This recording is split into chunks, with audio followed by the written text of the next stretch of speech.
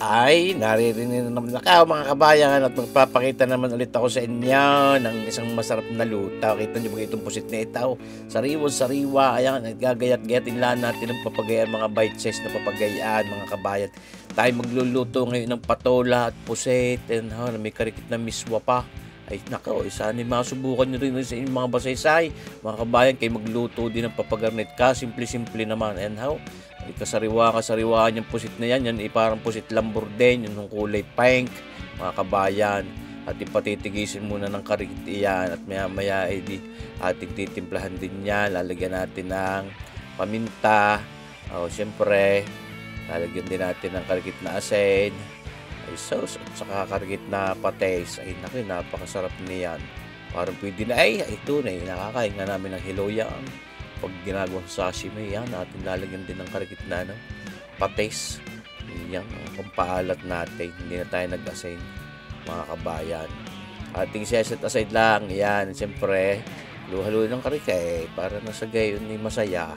Ayaw, natitaw, nagahit na natin ni Commander Mami sa itong patulang ito, 2 piraso ito, tapos ito pa nga sibuyas at bawang na yan. Tayo mag-uutay na ngayon magluto ng ating patola at pusit ni kabayan. Yan, pinainit na natin yung ating non-stick wok pan na yan, non-stick pan na yan, pinantikaan na natin ang papagayaan, pang sa gayo makapag-utay na tayo, makapagsangkot sa diyan. Yan unahin natin yung ating bawang na yan. Siyempre, hindi mawawala naman sa mga gisahin iyan. Kasagpi lagi niya si sibuyas. Yan mga kabayan. Di ating sasangkot-sangkot siya hinlaan ng papagayaan ang ating bawang at nung sa gayon papalabas natin yung bango niyan. Hindi naman para tustahin. Ayan, palutungin. Ngayon, sasawag na natin yung sibuyas. Kung nga sa inyo mga kabayan, kasimple-simple lang na rin lutong aray. Kayang-kaya nyo rin gawin. Naisisipan kong magluto na rin. Paano nga naman kalimite pag ako nagigisa niya mga patulang ganyan ang kasama lang ay pork kung ano-ano mga bahagi ng baboy. Ayan, kalimite limpo. Ngayon ako may hindi nagbibili muna ng karne ng baboy at nag-aaman-aman muna tayo. Ang ating ginamit ay pusit. Ayan ating lalagyan lang ng paminta ng papagayaan. Parang puro balat yung aking pamintang yaon. Naman kundi dagdagan mamaya ng pinupinaw. Ayan atin lang yung ng karikit din palalambutin diyan. At syempre kailangan malagyan na rin agad natin ang mga panimplang iyan, yung ating pinakapates. Ayan at syempre sabaw-sabaw ng karikit na tubig na hindi magtutong at nang mapalambot natin yung ating patula. Nako, talaga namang ito yung napaka-healthy rin daw na gulay, yung patulang yan. Kontra din sa mga cholesterol din na high blood. Sabi lang naman tamang-tama sa akin aray mga kabayan. 2 klase pa ng patula itong ginawa ni Commander na itong ginayat yung gilay-gilay at saka yung makinis. Kita nyo bago ang itsura ng gilay-gilay. Mas mabilis yung lumambot. Ayan sarap niyan parang pwede na pag inamiswahan mo patalo na may gulay na pero siyempre para espesyal lalo at mas masarap ating ang sasamahan niya ng pusit lambor na pink, kulay pink. Ayan mga kabayan. At ipinalalambot-lambot lang yan. Hindi naman para lugnutin iyan. Yan kaya sasahog na rin natin itong pusit. Ito naman karikit na oras din laang maluluto yung pusit na yan. Kaya hindi na natin pabibilisin masyado mga video natin ito. Ayan para makita nyo kung gano'ng katagal. Pero siyempre, yan naman sigun sa ating pagluluto. At yan ang mga pusit na yan ay hindi naman nagkukunat yan. Nakatulad ng pusit laot. Dahil yan nga yung lambor. May kamahalan din bilhin iyan.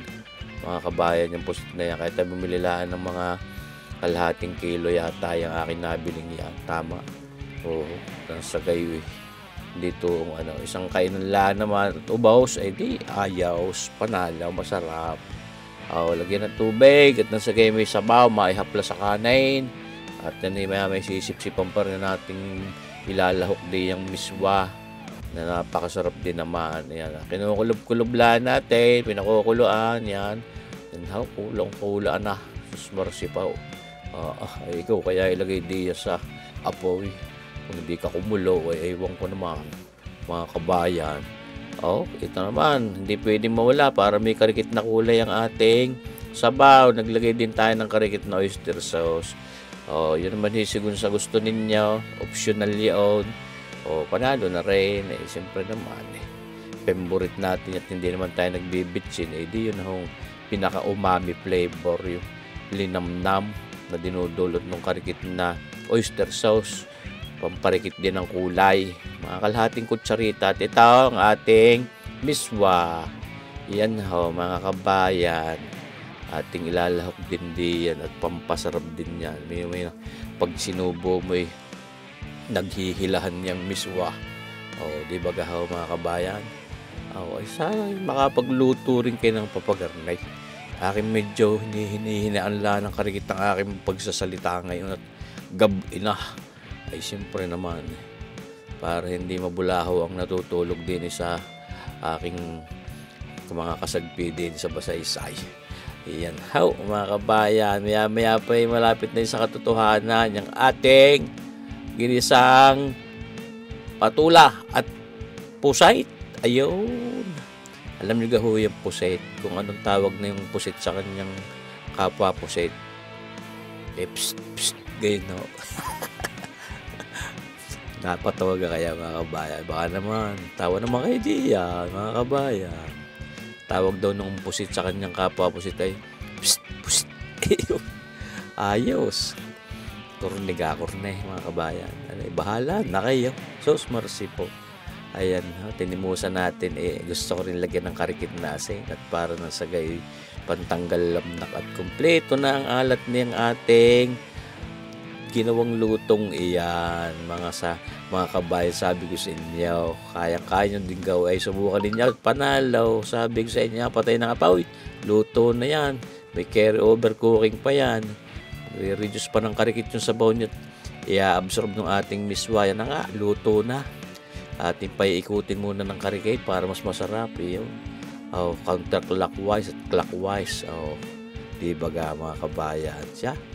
Yan nakahaplas na din yan sa hapag ng lantakan at ito, uutay na nating lantakan din mga kabayan sa mercy po. Kita nyo baga talaga namang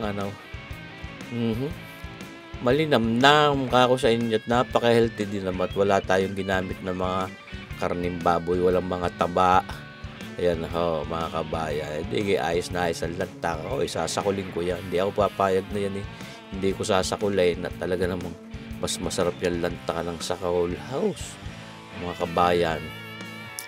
Ay siya. Hindi pa paano, mga kabayan. Bili na ng pusit at ng patula. Subukan nyo rin garnil luto at panalong-panalo. Sabi ko sa inyo, hindi ako mapapahiya sa inyo, mga kabayan. Ay sige Salamat sa inyong panunood mga kabayan. Sana po abangan nyo pa rin ang ating mga susunod pang videos. Patuloy yung supportan itong ating YouTube channel. Mabuhay po tayong lahat. God bless! Ayaw.